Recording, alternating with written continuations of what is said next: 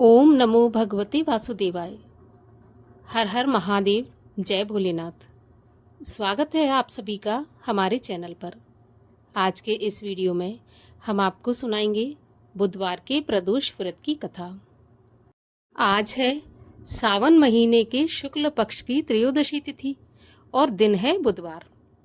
और आज भगवान शिव को प्रसन्न करने वाला प्रदोष का व्रत किया जाएगा, कथा सुनी जाएगी। और चूंकि आज दिन है बुधवार, तो आज ये कहलाएगा बुध प्रदोष व्रत। बुध का प्रदोष व्रत करने से सभी प्रकार की मनोकामनाएं पूर्ण होती हैं, सुख संपत्ति घर में आती है। आज के दिन व्रती को एक समय भोजन करना चाहिए और हरे रंग की वस्तुओं का प्रयोग अधिक से अधिक करना चाहिए।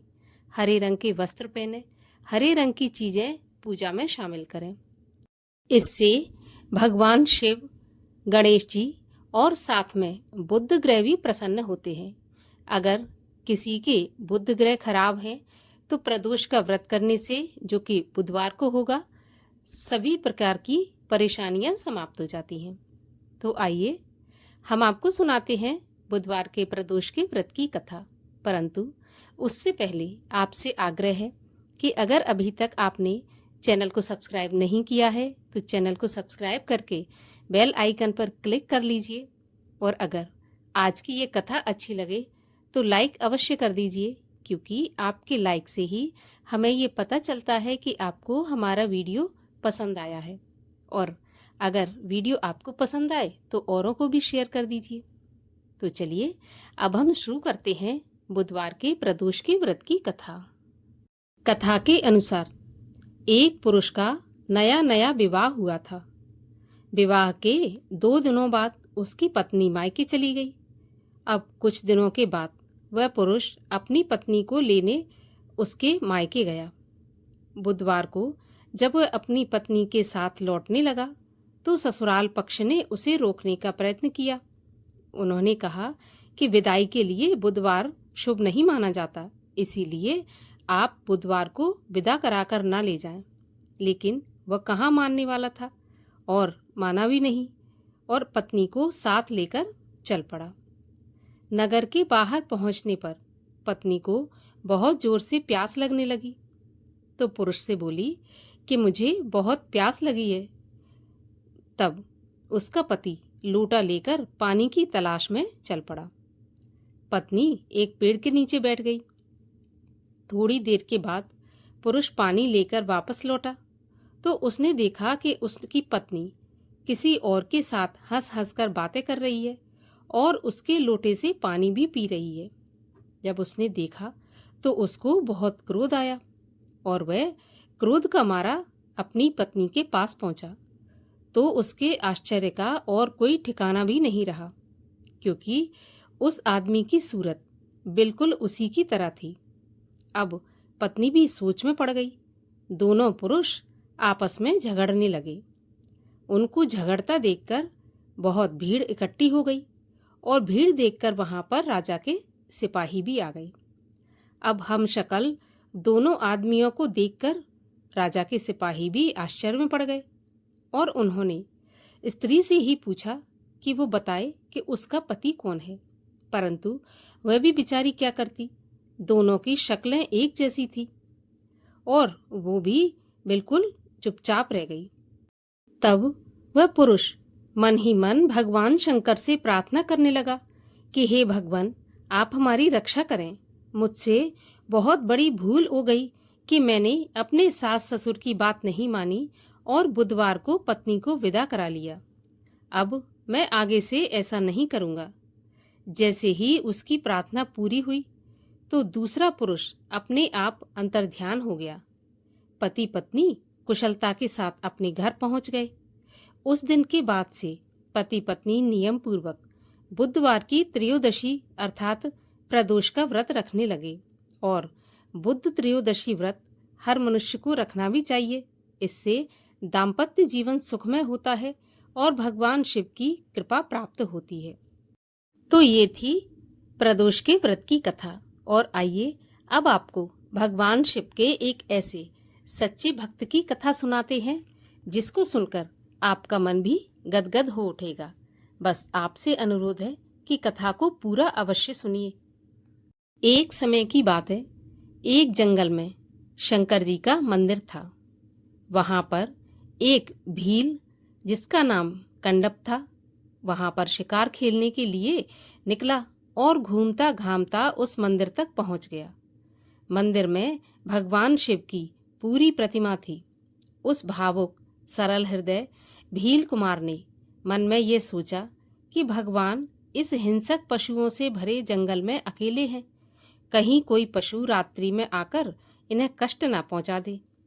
और उस समय संध्या हो रही थी, तो भील कुमार ने अपने धनुष पर बाण चढ़ाया और मंदिर के द्वार पर पहरा देने के लिए बैठ गया और पूरी रात वहां पर बैठा रहा। अब सवेरा हुआ।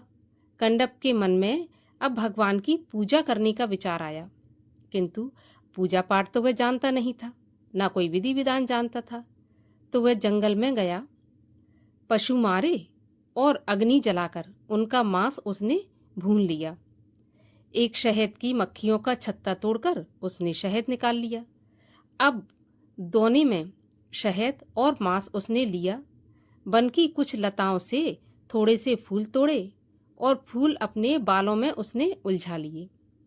नदी का जल मुख में भर लिया, क्योंकि उसके पास उस समय कोई बर्तन तो था नहीं और दोनों हाथ भी उसके भरे हुए थे। तो उसने मुख में जल भर लिया और पहुंचा मंदिर। मूर्ति पर कुछ फूल पत्ते पड़े थे पहले से, उन्हें उसने पैरों से हटा दिया, क्योंकि उसके एक हाथ में धनुष था, दूसरे में मांस का दोना था। मुख से ही मूर्ति पर उसने जल चढ़ा दिया। जो वो मुख में भरकर लाया था उसने मूर्ति पर चढ़ा दिया। अब धनुष एक तरफ रखकर जो बालों में फूल लगाए थे उन्हें निकालकर उसने मूर्ति पर चढ़ा दिए और उसने मांस का दोना भोग के रूप में मूर्ति के सामने रख दिया और वह स्वयं धनुष पर बाण चढ़ाकर चौकीदारी करने मंदिर के दरवाजे पर बैठ गया। कंडप भूल गया कि उसका कोई घर है, परिवार है, यहाँ तक कि वह स्वयं के भोजन तथा निद्रा की सुध भी भूल गया। वो अपने भगवान की पूजा और उनकी रखवाली में जैसे संसार और स्वयं सभी को भूल गया। उस मंदिर में प्रातःकाल एक ब्राह्मण दूर के गांव से प्रतिदिन आते थे और पूजा करके चले जाते थे। उनके आने का समय वही था जब कंडप वन में शिकार खेलने जाता था। मंदिर में मांस के टुकड़े पड़े देखकर ब्राह्मण को बड़ा दुख हुआ। उन्होंने नदी से जल लाकर पूरा मंदिर धोया, स्वयं फिर से स्नान किया और तब पूजा की। लेकिन अब यह कोई एक दिन की बात तो थी नहीं। प्रतिदिन जब यही दशा मंदिर की मिलने लगी, तब एक दिन ब्राह्मण ने सोचा कि आज मैं छिपकर देखूंगा कि कौन प्रतिदिन मंदिर को भ्रष्ट करके जाता है। अब ब्राह्मण देखता रहा, किंतु जब उसने धनुष लिए भयंकर भील को अपने सामने आते देखा, तब कुछ बोलने का साहस उससे नहीं हुआ। इधर कंडप ने मंदिर में प्रवेश करते ही देखा कि भगवान की मूर्ति के एक नेत्र से रक्त बह रहा है। उसने हाथ का दोना नीचे रख दिया और दुख से रोने लगा कि हाय, किस दुष्ट ने मेरे भगवान के नेत्र में चोट पहुंचाई है। पहले तो कंडप धनुष पर बाण चढ़ाकर मंदिर से बाहर दौड़ गया, क्योंकि वह भगवान को चोट पहुंचाने वाले को मार देना चाहता था। किंतु बहुत जल्दी धनुष फेंककर उसने घास पत्ते इकट्ठे करने प्रारंभ कर दिए। एक पूरा गट्ठर लिए वह मंदिर में लौटा और एक एक पत्ते एवं जड़ को मसल मसल कर मूर्ति के नेत्र में लगाने लगा कि किसी तरह जो मूर्ति के नेत्र से रक्त बह रहा है वो बंद हो जाए। परंतु कंडप का यह काम सफल नहीं हुआ। मूर्ति के नेत्रों से रक्त बहना किसी प्रकार भी रुक नहीं रहा था। इससे वह भील कुमार अत्यंत ही व्याकुल हो गया। इसी समय उसे याद आया कि उससे कभी किसी भील ने कहा था कि शरीर के घाव पर यदि दूसरे के शरीर के उसी अंश का मांस लगा दिया जाए तो शीघ्र भर जाता है। अब तो कंडप प्रसन्न हो गया। उसने अपने तरकश से एक बाण निकाला और उसकी नोक अपने नेत्र में घुसेड़ ली। अपने हाथों अपना नेत्र निकालकर उसने मूर्ति के नेत्र पर रखकर दबाया। स्वयं उसके नेत्र के गड्ढे से रक्त की धारा बह रही थी, परंतु उसे इस पीड़ा का पता ही नहीं चला और वह प्रसन्न हो रहा था कि मूर्ति के नेत्र से रक्त निकलना बंद हो गया। इसी समय मूर्ति के दूसरे नेत्र से भी रक्त निकलने लगा।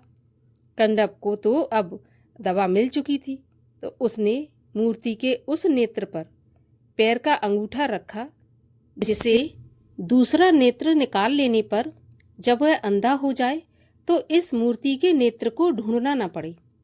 बाण की नोक उसने अपनी दूसरी आंख में चुभाई। अचानक से मंदिर दिव्य प्रकाश से प्रकाशित हो उठा। उसी मूर्ति से भगवान शिव प्रकट हो गए। उन्होंने कंडप को अपने गले से लगा लिया। ब्राह्मण यह सब देख रहा था। तब भगवान शिव ने ब्राह्मण को सुनाते हुए कहा कि हे ब्राह्मण, मुझे पूजा पद्धति प्रसन्न नहीं करती। मुझे तो सरल श्रद्धापूर्ण भाव ही प्रिय है। भगवान शिव ने छिपे हुए ब्राह्मण को जब ऐसा कहा तो ब्राह्मण बाहर निकल के आया और कंडप के नेत्र भी स्वस्थ हो चुके थे। वह तो आशुतोष का पार्षद बन गया था और उनके साथ ही उनके दिव्य धाम में चला गया और उसी के प्रताप से ब्राह्मण को भी भगवान शिव के दर्शन प्राप्त हुए।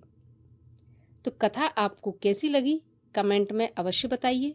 अच्छी लगी हो तो लाइक अवश्य कीजिए और चैनल को सब्सक्राइब कर लीजिए। और आइए अब करते हैं भगवान शिव की आरती। ओम जय शिव ओमकारा स्वामी हर शिव ओमकारा ब्रह्मा विष्णु सदा शिव अर्धांगी धारा।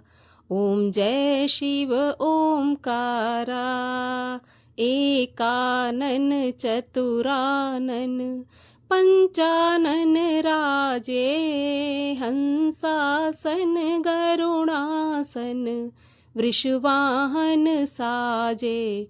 ओम जय शिव ओमकारा दो भुज चार चतुर्भुज 10 भुज ते सोहे तीनों रूप निरखता त्रिभुवन जन मोहे। ओम जय शिव ओमकारा अक्षमाला वनमाला मुंडमाला धारी चंदन मृग मद सोहे भोले शुभकारी। ओम जय शिव ओमकारा श्वेतांबर पीतांबर बाघांबर अंगे ब्रह्मादिक सनकादिक भूतादिक संगे। ओम जय शिव ओमकारा कर के मध्य कमंडल चक्र त्रिशूल धरता जग हरता जग भरता जग पालन करता। ओम जय शिव ओमकारा ब्रह्मा विष्णु सदा शिव जानत अविवेका प्रणवाक्षर के मध्य ये तीनों एका। ओम जय शिव ओमकारा त्रिगुण शिव जी की आरती जो कोई जन गावे कहत शिवानंद स्वामी भजत हरि हर स्वामी सुख संपत्ति पावे। ओम हर हर हर महादेव। बोलिए शंकर भगवान की जय।